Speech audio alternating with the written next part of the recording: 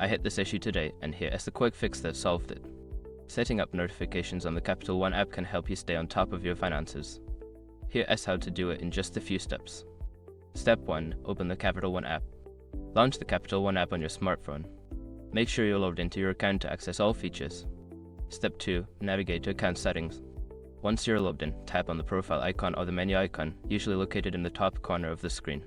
Look for account settings in the drop-down menu. Step 3. Select notifications. In the account settings menu, find and select the notifications option. This is where you can customize what alerts you want to receive. Step 4. Customize your preferences. You will now see a list of different notification types such as transaction alerts, payment reminders, and security alerts.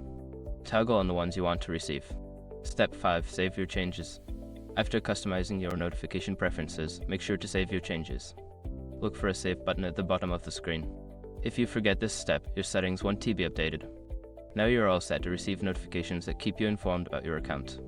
It is a great way to manage your finances more effectively. Happy banking!